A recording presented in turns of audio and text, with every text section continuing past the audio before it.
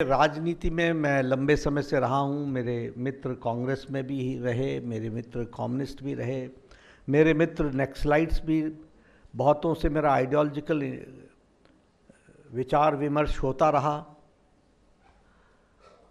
मैं अपने आप को बहुत सौभाग्यशाली मानता हूँ कि इस देश में लगभग 5000 छोटी बड़ी पार्टियाँ हैं और लगभग 50 के आसपास एक्टिव पार्टीज हैं।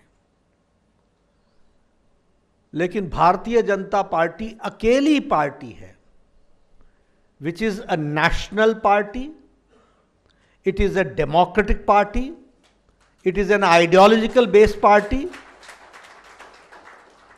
it has got a cadre base and it has got the maximum mass following. अकेली पार्टी है। It is the only political party. आपने कभी देखा कांग्रेस पार्टी की मेंबरशिप ऐसे होती हो? देखा? आपने कभी देखा कि कांग्रेस पार्टी ने मेंबरशिप को इतनी इंपॉर्टेंस दी हो कि एक ही मंच पर राष्ट्रीय अध्यक्ष भी हो, प्रदेश का मुख्यमंत्री भी हो, प्रदेश का अध्यक्ष भी हो, राष्ट्रीय महामंत्री भी हो और प्रदेश का उप मुख्यमंत्री भी हो? For membership. This tells volumes about the seriousness of the membership. हमारे यहां मेंबरशिप कितनी ट्रांसपेरेंट है. हम कहते हैं हमारी संख्या 18 करोड़ है, हमारे कहने से नहीं होता, हमारा डिजिटल बोलता है. हम कहते हैं हमारी संख्या 10 करोड़ है, हमारे कहने से नहीं होता. This is on record. तो it is the democratic party and the transparent party. अभी से हमारी सदस्यता शुरू होगी. इस सदस्यता के बाद एक्टिव सदस्य बनेंगे. एक्टिव सदस्य के बाद नीचे मंडल से इलेक्शन शुरू होगा. इलेक्शन होने के पहले मंडल का इलेक्शन होगा, फिर जिले का इलेक्शन होगा, फिर स्टेट का इलेक्शन होगा, फिर स्टेट के इलेक्शन के लोग नेशनल प्रेसिडेंट चुनेंगे. ये प्रोसेस किसी और पॉलिटिकल पार्टी में नहीं होता है, ये सिर्फ भारतीय जनता पार्टी में होता है. और इसीलिए हमारे यहां किसी नेता का बेटा नेता नहीं बनता, जमीन से आया हुआ कार्यकर्ता बनता है. जमीन से आया हुआ कार्यकर्ता ही नेता बनता है और सब साधारण बैकग्राउंड से आते हैं. इसलिए it is a democratic party. When I say it is an ideological party, आप बताइए कौन सी ऐसी पार्टी है जो आइडियोलॉजी पर चली? महात्मा गांधी ने कह दिया कांग्रेस को डिसबैन कर दो after 1947. This was made only to bring independence. Independence has come, so we should disband Congress party. नहीं माने नेहरू जी, विचारधारा से अलग हट गए.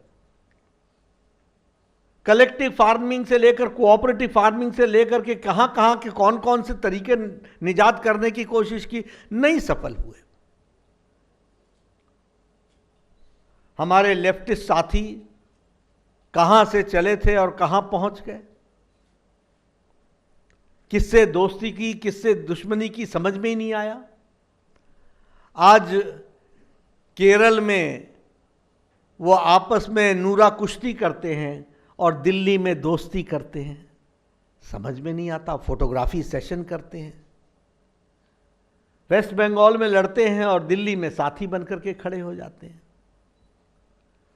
अगर मैं कांग्रेस पार्टी की बात करूं तो ये तो अर्बन नक्सलिज्म का स्पोक्स पर्सन बन गए, स्पोक्समैन बन गए.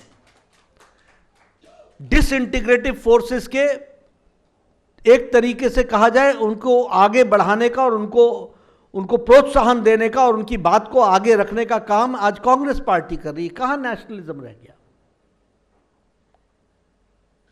श्रीनगर में धारा 370 वापस लेंगे, उनके साथ हाथ मिला रहे हैं. लेकिन ये भारतीय जनता पार्टी है जिसने भारतीय जनसंघ के नाम पर 1952 में कहा था एक देश में दो निशान, दो विधान, दो प्रधान नहीं चलेंगे. एक लंबी यात्रा की. श्यामा प्रसाद मुखर्जी ने बलिदान दे दिया.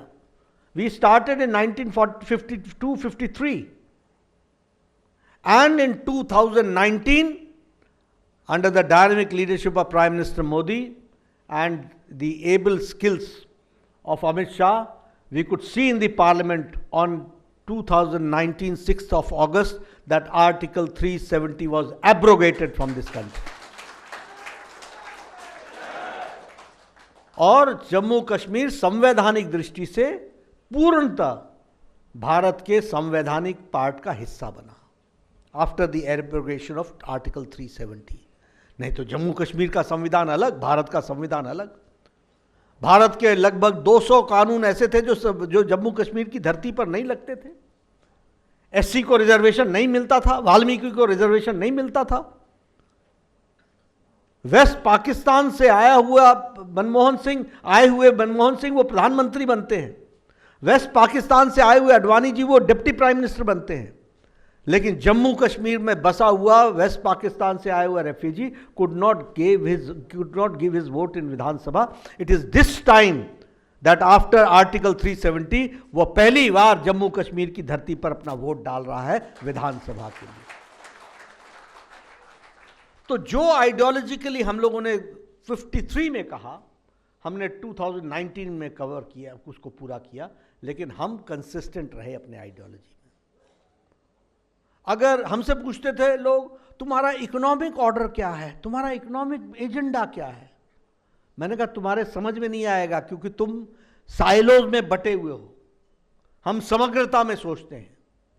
दीनदयाल उपाध्याय ने एकात्म मानववाद दिया, उसको हमारे सरकार जब आई तो हमने अंत्योदय के नाम पर उसको इम्प्लीमेंट किया, और जब मोदी जी और जब अटल जी की सरकार आई तो अंत्योदय का भी अंत जो था उसको ढूंढा गया, और जब मोदी जी की सरकार आई तो सबका साथ, सबका विकास, सबका विश्वास, सबका प्रयास, इस मंत्र को लेकर के हम चले।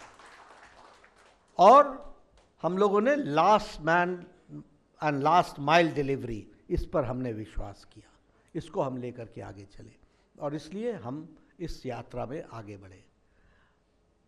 ये ट्रिपल तलाक समाप्त करो, ये सुप्रीम कोर्ट ने कहा था। राजीव गांधी ने पार्लियामेंट में बिल ला करके संविधान के धाराओं को बदलने की कोशिश की। सुप्रीम कोर्ट कहता था ट्रिपल तलाक समाप्त करो। और मैं आपको बताना चाहता हूं, यहां मैं देख रहा हूं बहुत यंग स्टूडेंट्स बैठे हैं और हमारे यंग टैलेंट बैठा है। आपको शायद मालूम नहीं होगा, बांग्लादेश में ट्रिपल तलाक नहीं है, पाकिस्तान में ट्रिपल तलाक नहीं है, अफगानिस्तान में ट्रिपल तलाक नहीं है, ईरान में ट्रिपल तलाक नहीं है, सीरिया में ट्रिपल तलाक नहीं है, इंडोनेशिया में ट्रिपल तलाक नहीं है। ये सब इस्लामिक देश हैं। लेकिन हमारे भारत में सेकुलरिज्म के नाम पर ट्रिपल तलाक चल रहा था और मुस्लिम बहनों को मुख्य धारा से वंचित किया जा रहा था। उनको अधिकार देने का काम किया तो प्रधानमंत्री मोदी ने किया। यह हमारा आइडियोलॉजिकल प्रिंसिपल। हमने 1987-88 शायद पालमपुर का रेजोल्यूशन 1989 हमने कहा हम राम मंदिर का रास्ता प्रशस्त करेंगे। हमारे साथी पूछते थे राम मंदिर बनाएंगे, तिथि कब बताएंगे। मैंने कहा तिथि भी बताएंगे और मंदिर भी बनाएंगे। और 22 जनवरी को भव्य राम मंदिर बन करके तैयार हुआ, जिसका लोकार्पण प्रधानमंत्री मोदी जी ने किया। इसलिए we are an ideological based party. जिस बात को हम लोगों ने कहा वो आइडियोलॉजिकल बेस्ड, और उसको आइडियोलॉजिकली हम लोगों ने प्रूव करके उसको हम आगे बढ़े। अगर हमने बात इस दृष्टि से की कि हर एक को साथ लेकर के चलना है, तो हमारी स्टेट्स आज यूनिफॉर्म सिविल कोड की तरफ अग्रसर हुई हैं। समाज को एक करना है, सबका साथ, सबका विकास, सबका विश्वास, सबका प्रयास। और we are a cadre based party. अगर हम कैडर बेस्ड पार्टी कहते हैं तो हमारी पिछली मेंबरशिप 18 करोड़ की हुई है। और आपको मालूम होगा कि हमारे यहाँ हर 6 साल के बाद, चाहे कोई भी हो, प्रधानमंत्री जी से लेकर के राष्ट्रीय अध्यक्ष से लेकर के साधारण कार्यकर्ता, सबकी मेंबरशिप समाप्त हो जाती है और फिर से नया मेंबर बनना पड़ता है और इसीलिए आपने देखा होगा 2 सितंबर को प्रधानमंत्री जी पहले सदस्य बने, उसके बाद मैं बना, फिर उसके बाद हमारे अमित भाई, हमारे रक्षा मंत्री जी, और फिर इस तरीके से मेंबरशिप आज 6 करोड़ क्रॉस कर गई है, और 6 करोड़ हम लोगों ने 2 सितंबर से आज मेंबरशिप बंद करके दिया है। तो इतना ट्रांसपेरेंट और इतने सिस्टमैटिक तरीके से हमारी मेंबरशिप का कार्यक्रम चलता है, और हम अपने कॉन्स्टिट्यूशन के तरफ से उसका ध्यान रखते हैं।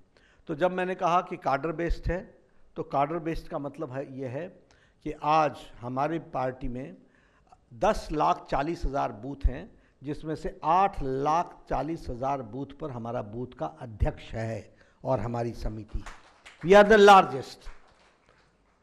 हमारे 1.5 लाख हमारे शक्ति केंद्र हैं जिस पर हमारा काम चल रहा है। 15,000 से ज़्यादा हमारे मंडल हैं, और ये कार्डर बेस्ड तरीके से हम अपनी पार्टी को ग्रो कराते हैं और उसको बढ़ाते हैं। और ऑल इंडिया है, पैन इंडिया है दिस पोलिटिकल, अपने बीजेपी पॉलिटिकल पार्टी। अगर मैं बात करूं अपने मास फॉलोइंग की, तो आज लगभग 350 हमारे मेंबर पार्लियामेंट हैं, 1500 से ज़्यादा हमारे आज विधायक हैं, 7,000 से ज़्यादा 7,000 से ज़्यादा हमारे मेयर, ज़िला परिषद सदस्य, चेयरमैन, बीडीसी, ब्लॉक समिति के सदस्य, ये हमारे 7,000 से ज़्यादा है। We have got the maximum mass following. और सबसे बड़ी बात यह है कि आज प्रधानमंत्री मोदी जी के नेतृत्व में भारतीय जनता पार्टी इस बात के लिए आपका आह्वान करने आई है कि हम सब लोग विकसित भारत 2047 में भारत को बनाएंगे। इसके लिए आप सब लोग मिलकर के जुड़ें और भारतीय जनता पार्टी को मजबूती प्रदान करें, यह हमारा उद्देश्य है। मैं यहाँ आपको ये भी बताना चाहता हूँ, इकॉनमी की लोग बात करते हैं, अब पता नहीं कुछ लोग पढ़े लिखे अनपढ़ होते हैं, मेरे समझ में नहीं आता, उनको कुछ समझ में नहीं आता। बेरोजगारी, महंगाई अपने डबल डिजिट के इन्फ्लेशन से नीचे नहीं आए 11 साल 10 साल। वो हमको आजकल महंगाई सिखाने लग गए। अभी देखिए, अमेरिका की अर्थनीति लड़खड़ाई हुई है, यूरोप की अर्थनीति लड़खड़ाई हुई है, ऑस्ट्रेलिया की अर्थनीति लड़खड़ाई हुई है, जापान की अर्थनीति मुसीबत में है, चाइना की अर्थनीति मुसीबत में है। इन सब का ग्रोथ रेट बिलो 5 है। और कल ही मूडीज ने कहा, पहले क्या कहा कि भारत का ग्रोथ रेट 6.6% होगा, फिर कहा 6.8% होगा, कल कहा इट विल गो टू 7.2%, 7%। ये हमारी स्थिति आज आकर के खड़ी। IMF बोलता है the only bright spot is India. दुनिया की एस्पिरेशंस आज भारत से जुड़ रही हैं। और सबसे बड़ी बात यह है कि मोदी जी के नेतृत्व में हम 11वें नंबर पर जहां खड़े थे, आज वहां से छलांग लगा करके ब्रिटेन को, जिस ब्रिटेन ने हमको 200 साल राज किया, उसको भी हमने पछाड़ करके आज हम 5वीं बड़ी इकॉनमी बन गए, 5th लार्जेस्ट इकॉनमी बन गए।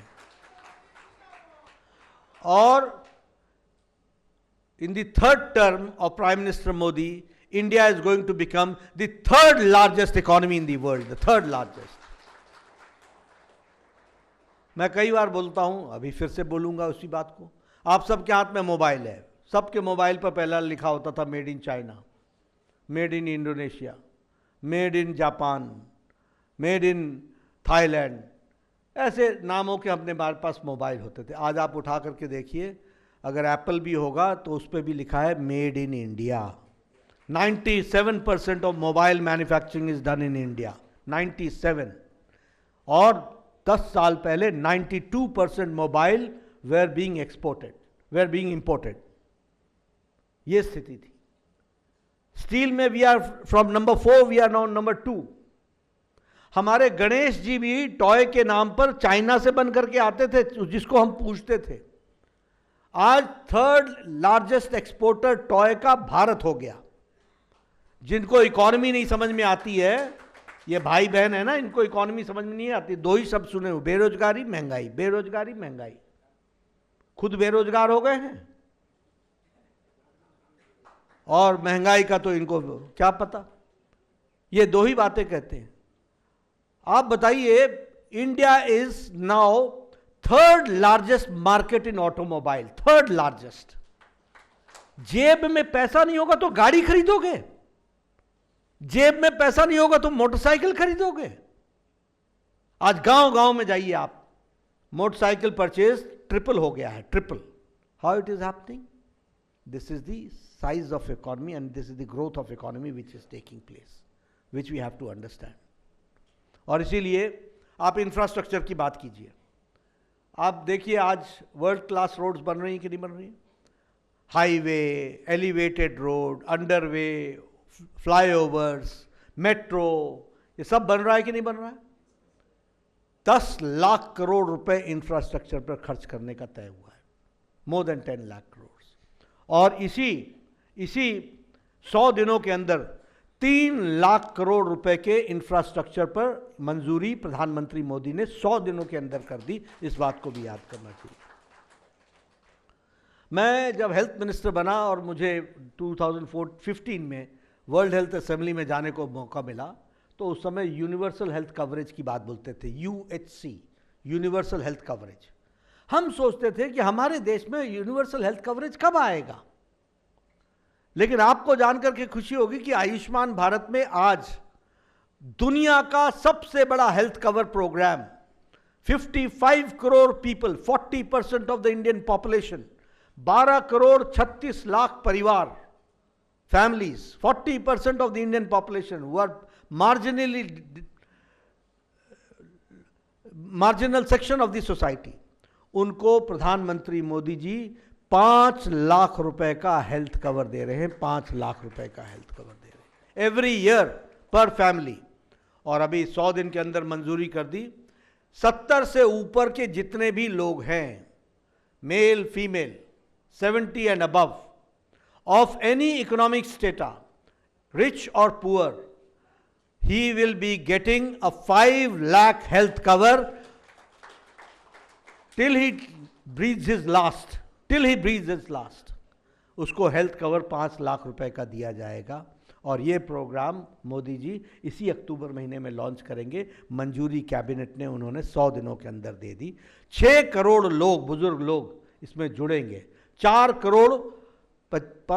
करोड़ कपल्स जुड़ेंगे और total 6 crore people are going to, elderly people are going to join this. क्या ये परिवर्तन नहीं है? क्या ये हेल्थ सेक्टर में? आपको जान करके खुशी होगी कि स्टडीज अब ये बताती हैं कि आयुष्मान भारत जहां जहां ज्यादा लागू हुआ है वहां लोगों का बैंक का कर्जा समाप्त हो गया है and they are standing on their own, इस बात के तरीके से खड़े हो रहे हैं। ये इकोनॉमिक डेवलपमेंट हो रहा है, ऐसे विकास हो रहा है। और उसी तरीके से अगर हम देखें, पहले ही सैंक्शन में 3 करोड़ नए आवास योजना में घर बनेंगे, यानी कोई भी भारत में कच्चे छत के नीचे नहीं रहेगा, इस बात की चिंता की गई है। 3 करोड़, 4 करोड़ पहले बनाए थे और 3 करोड़ अब उसमें से सैंक्शन किया है। इस तरीके से विकास के कहानी लिखी जा रही है। इसलिए मित्रों, मैं बोलना चाहूँ तो मैं इस पर मैं घंटों बोल सकता हूँ। अभी अगर आप अंतर्राष्ट्रीय स्थिति की बात लीजिए, आप बताइए, आज जब प्राइम मिनिस्टर मोदी जी जाते हैं क्वाड में, उनका वक्तव्य वही वक्तव्य मुख्य वक्तव्य बनता है। दुनिया, अब एक समय क्या था, कोई भी राष्ट्रीय अध्यक्ष आता था तो यह पहले वो पाकिस्तान लैंड करता था, फिर इंडिया आता था, या पहले इंडिया आता था, फिर पाकिस्तान जाता था, फिर वापस जाता था। और कूटनीति में, अंतर्राष्ट्रीय डिप्लोमेटिक भाषा में क्या बोलते थे?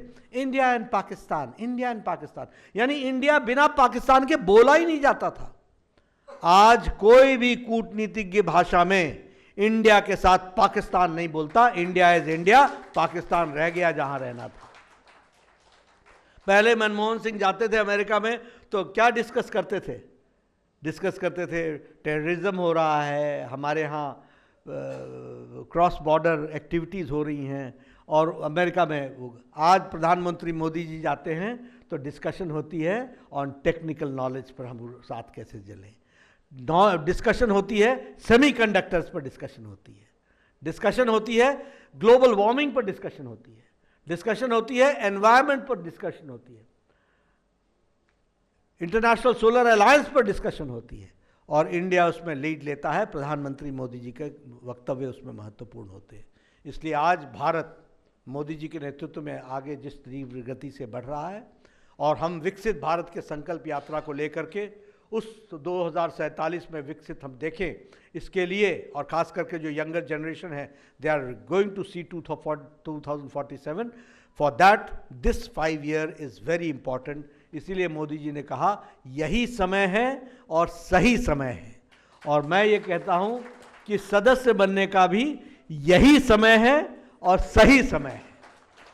आप सब लोग बीजेपी के पार्ट बने।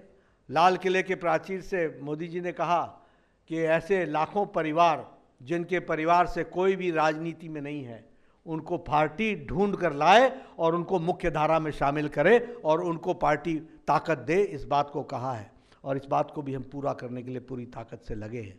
इसलिए आप सब से मेरा निवेदन है, आपने मेरी बात सुनी, आपका बहुत बहुत धन्यवाद। लेकिन आप सब लोग सदस्य बने, और सदस्य बनने के बाद आप रेफरल नंबर से दूसरों को भी सदस्य बनाएं और भारतीय जनता पार्टी को एक आप मजबूती प्रदान करें। एक बात अंत में और बोल देना चाहता हूं, आजकल एक कार्यक्रम चला है नो बीजेपी। नो बीजेपी मतलब KNOW, NO नहीं,